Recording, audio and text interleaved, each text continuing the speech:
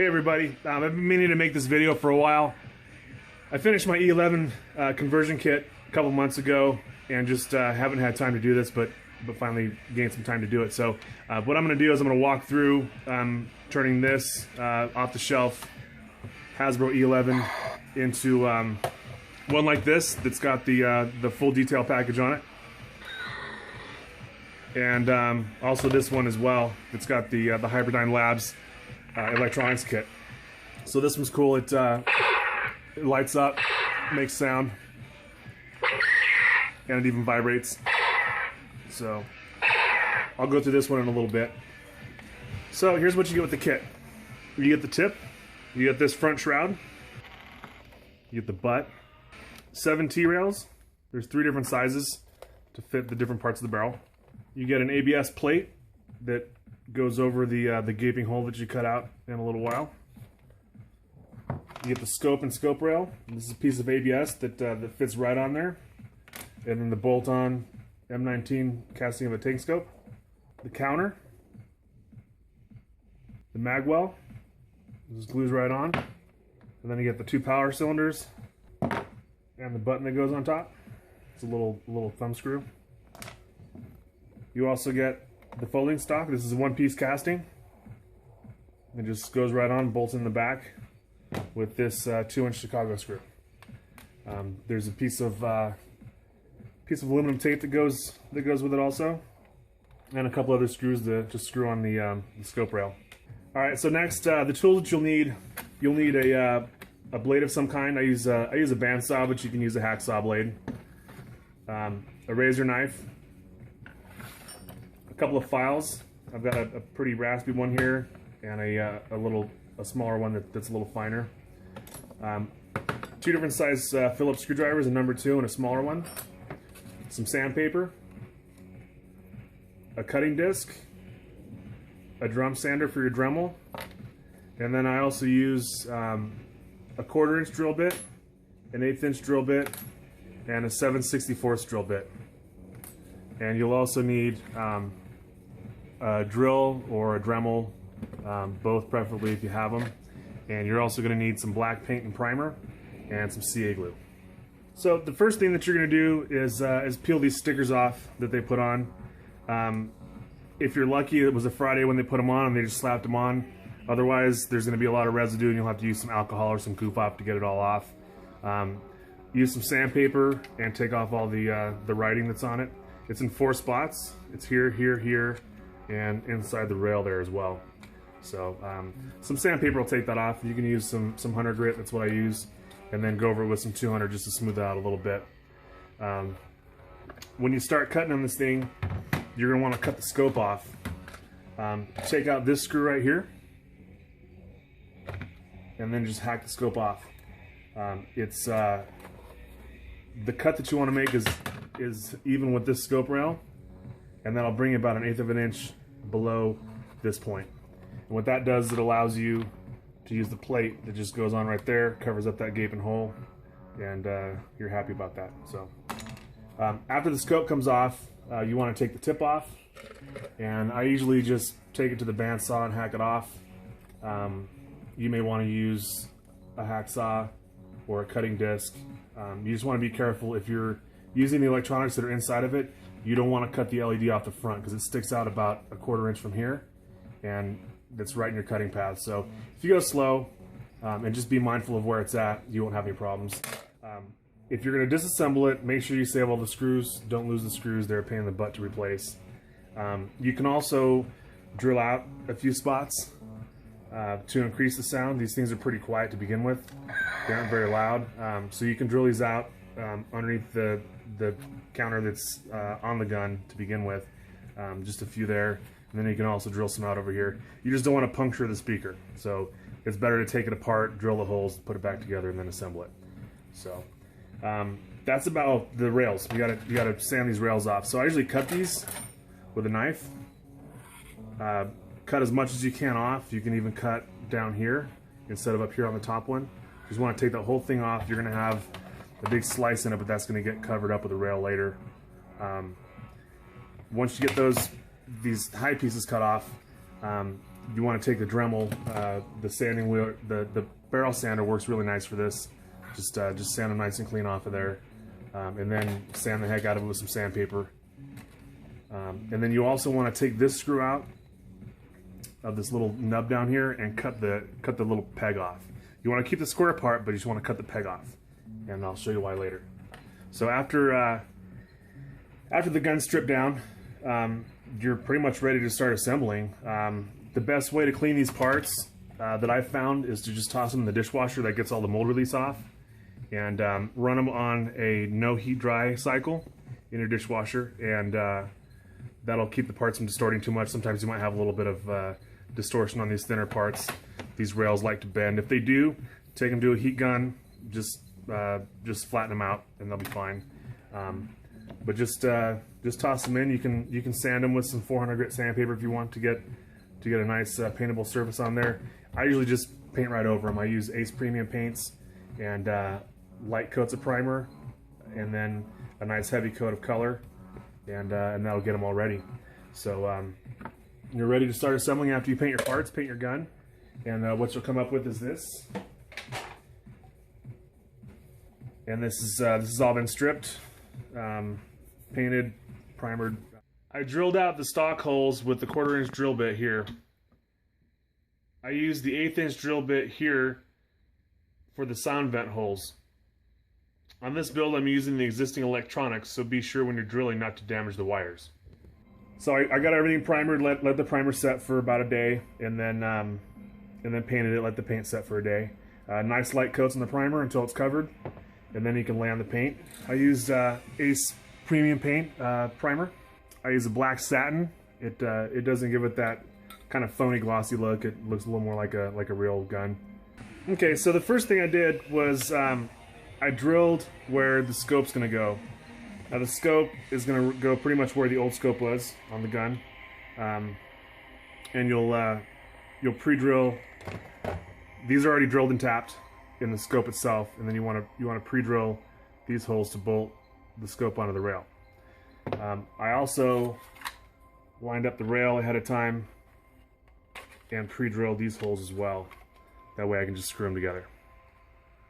So one on the front, one on the back, and that's these little guys here.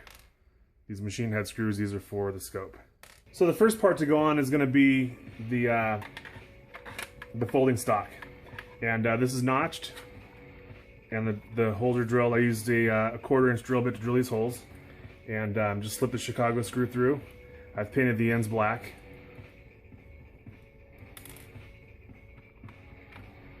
So slip that guy right through. And you can tighten this down with a screwdriver later. You can glue the screw in. You can glue the threads if you don't want it to ever come out. So once it's on there, take a little bit of CA glue. And fill up this cavity here.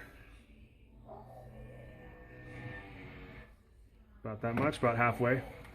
And then you're gonna put that tab in there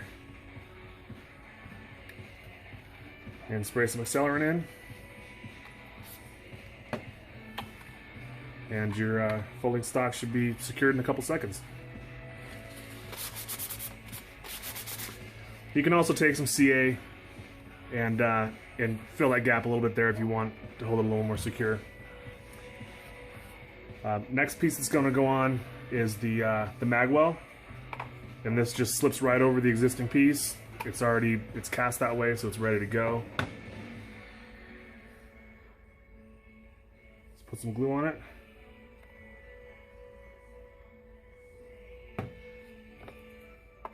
Slip it on. So it should be good. Spray a little accelerant on. I always wipe up the excess because if I'm gluing that area again, the sooner it dries, the better off you are. So that's on there pretty good. The next piece is going to be the dial, the little thumb screw. Goes right here.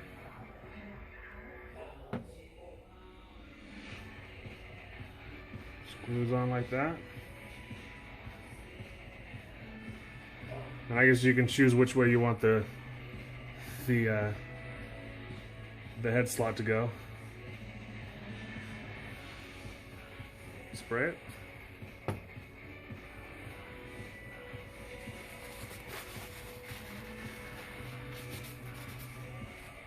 So next are these, people call them power cylinders. So just don't glue yourself to anything while you're doing this. Put a nice line on there on the piece. Set it on.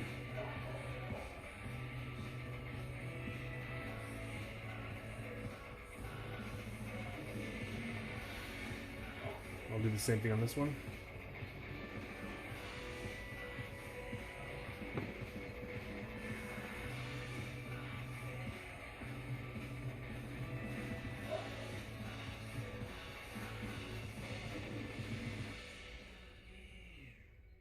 And once it's on, just give it a squirt, and that'll set up in a couple seconds.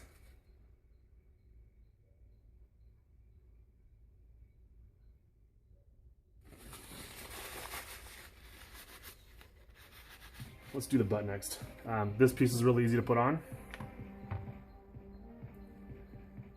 Just put some glue right in here, and it fits right on. You can pre-fit everything before you start gluing it together. Just a dry fit's probably a good way to go. And just set this right on there.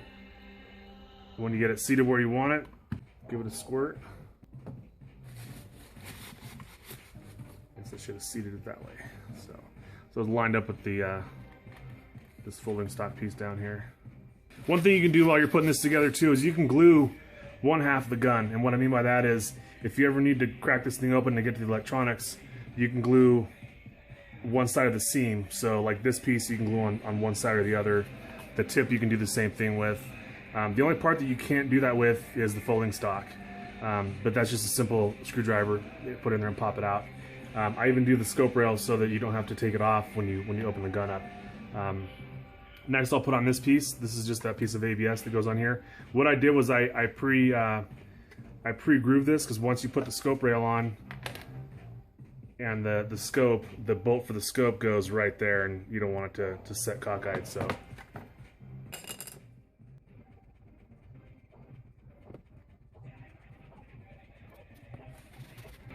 alright, so the next thing I'm going to do is I'm going to put on the T-rails, and these will go on in the order in which they fit, which is, there's 3 different sizes. There's a long one, there's a medium length one, and then there's these shorter ones here. So the short ones cover up the holes. They go right over the holes like that. The medium length ones, one goes on top, and then you get one each for the bottoms here. So one goes there, one goes there, and then the long ones go right there in the kind of in the middle between the top and the side there. So these you can also glue. The top one, if you want to ever open the gun up, you can glue it to one side or the other.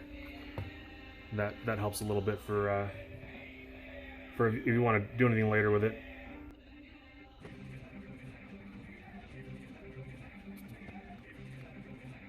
And this CA glue, this Instacure, is a good gap filler. So if you want to go back through later and you want to just fill the gaps of what you're gluing, you can do that. So I start with the top one. I do the top one, make sure it's nice and straight. And then I do the sides here, the ones that go over the holes. Just a dab of glue in between each hole. Set your piece on. Make sure it's nice and straight. You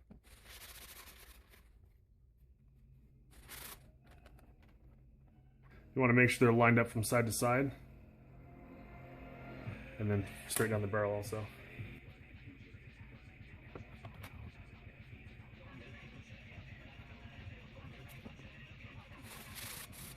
And now I'll do these the two longer ones here.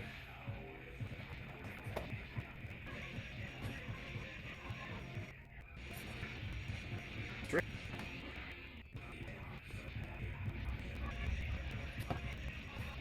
Now the 2 bottom ones. And I line these guys up with the top one up here, as far as around this way. And I cast these in either white or black or gray. They're mostly gray. So that's on. Now I'll do this shroud piece. Just get a nice bead of glue on there and make sure I don't get it on my hands.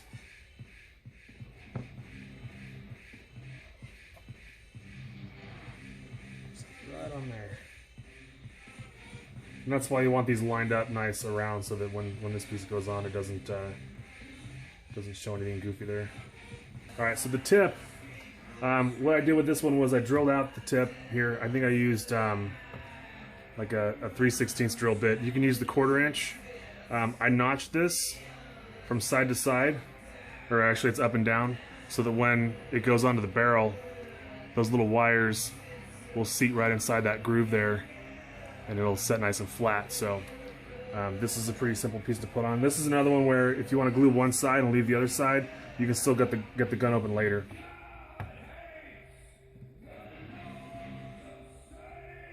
Just go right around the edge.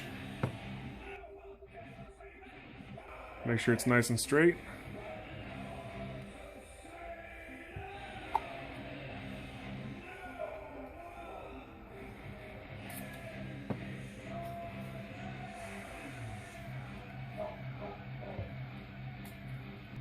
All right, so next I'm going to put on the scope.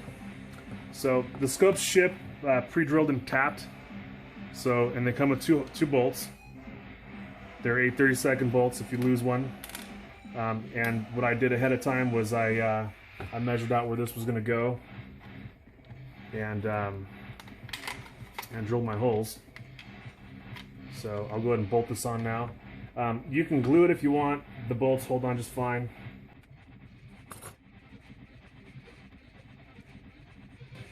Don't over tighten them because the resin will strip. Okay, once that's bolted on the rail, put the rail under the gun. And I pre-drilled these holes as well. I used the 7/64 drill bit to pre-drill those two holes. And that way I can just screw these right in.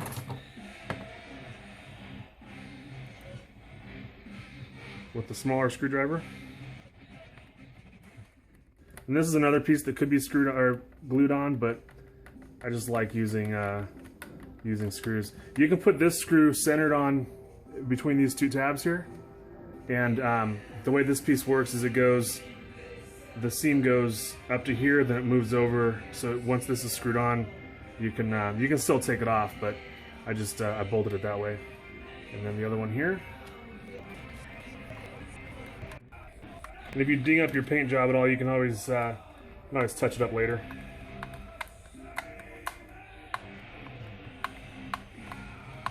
I guess I should have put the scope rail on before I put the rails on, because I just gnarred that up pretty good. All right, so the next piece that's going to go on is the counter, and it goes right there. I put it pretty much flush with the plate that goes on top. And here's why I notched that plate there, because that bolt goes right. You can see that it goes right there. And if it's too high, I don't think I notched it enough, but it looks pretty good. So this guy, I put plenty of glue on this on the gun itself, so I get a nice service bond to the counter. All right, then put it on so that the writing's out and that little tip is up. Nice and flush there. Just hold it until it takes. It should only be a few seconds. There we go. And if you want to, you can add a little bit of glue later.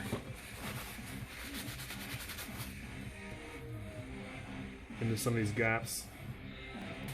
So that's about it, except for the aluminum tape, and then I'll go through the Hyperdyne kit also in a second. So for this, I usually use like a toothpick, and this is cut oversized, so you'll be cutting some of this off. It's got the general shape. You just take that round piece and tuck it in there. Leave a little excess there, which you'll be cutting off in a second. And then just line it up so that it covers that space there. And you can use a toothpick to poke that in nice and tight, or a popsicle stick. You just want that seam to lay in there nice. And once it's all in there, take a blade and cut the excess off. A nice sharp blade will let you get right in there in those corners, and it should peel off in one piece or a few pieces. If you use a toothpick, you can get into that groove up front pretty good. Popsicle stick doesn't work really too good.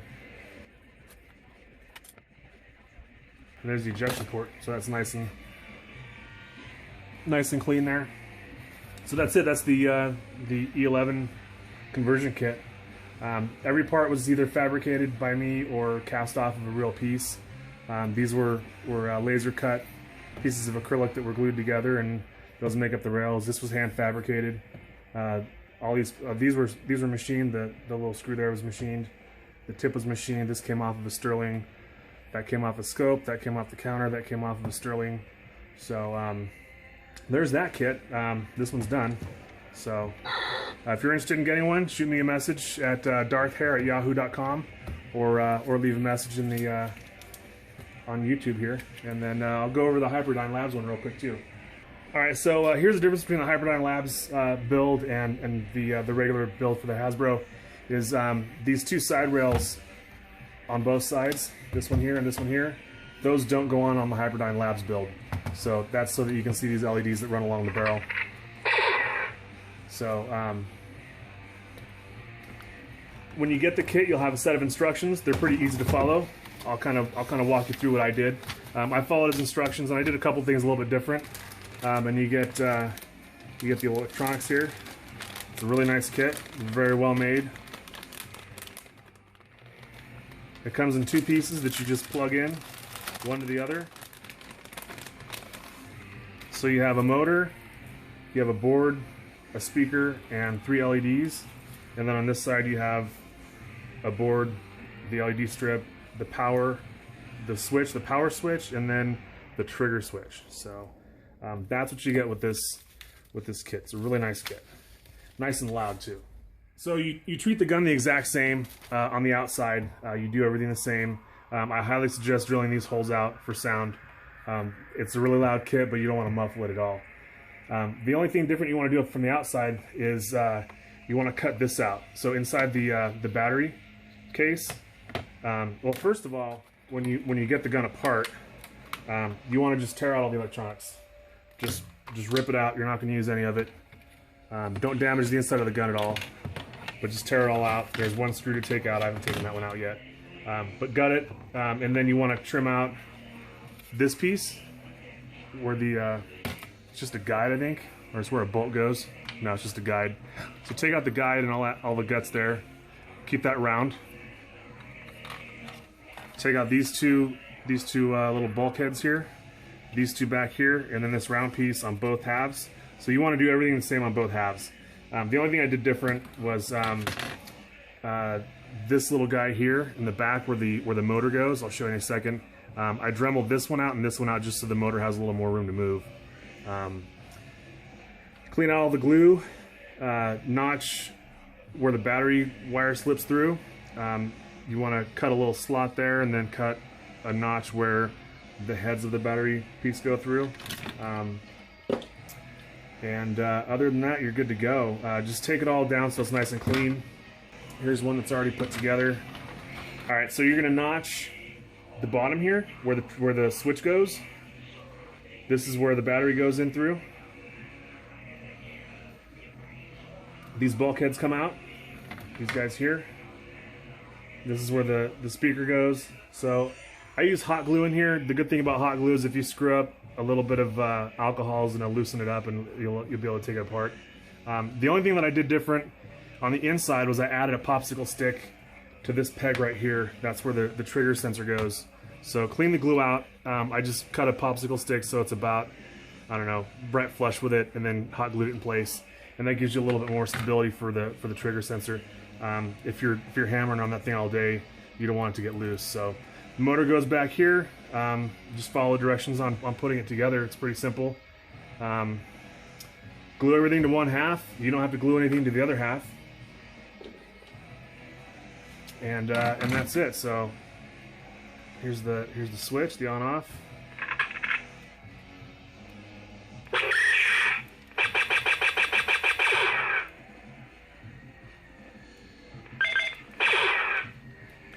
That's what it looks like on the inside. Here's the motor. It vibrates. So if you have any questions, shoot me a message, an email at darthhair@yahoo.com, or leave a comment. If you're interested in the Hyperdyne Labs kits, contact Jim Scheuer at hyperdynelabs.com. Like I said, it's a great kit, and detail it out with one of mine. Thanks for watching.